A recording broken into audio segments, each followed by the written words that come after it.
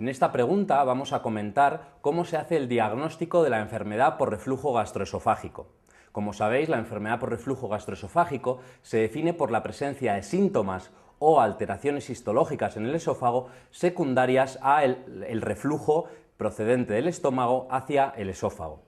Generalmente, en la mayoría de los pacientes que son jóvenes, tienen una clínica típica y no tienen ningún síntoma de alarma, el diagnóstico se basa en realizar un tratamiento empírico con omeprazol, es decir, simplemente comenzamos a tratar al paciente con omeprazol y si en 1 o 2 semanas el paciente ha mejorado de su clínica, se considera que tenía enfermedad por reflujo gastroesofágico.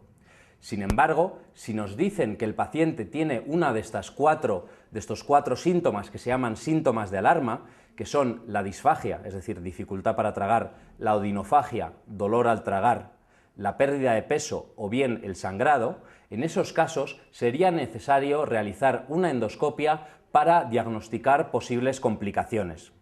Finalmente, en algunas situaciones hay que realizar un estudio más complejo que se denomina pHimetría de 24 horas, que consiste en introducir una sonda a través de la nariz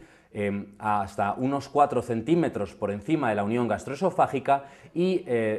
ir viendo cómo cambia el pH a lo largo de las 24 horas. Las indicaciones de realizar una pHimetría son tanto antes como después de una cirugía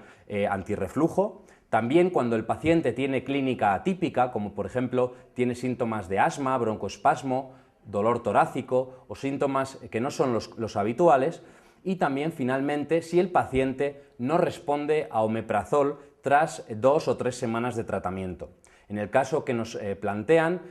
nos preguntan por un paciente joven con una clínica típica y además nos especifican que el paciente no tiene ninguno de los síntomas de alarma, es decir, no tiene ni disfagia, ni odinofagia, ni pérdida de peso, ni sangrado. Por lo tanto, el tratamiento y además el diagnóstico que requeriría el paciente sería simplemente iniciar tratamiento empírico con omeprazol y evaluar la respuesta. En el caso de que el paciente no respondiese, habría que hacer una pHimetría de 24 horas. Y si nos dijesen que tiene alguno de los síntomas de alarma, en ese caso habría que realizar una endoscopia para valorar si tiene complicaciones como úlceras o estenosis.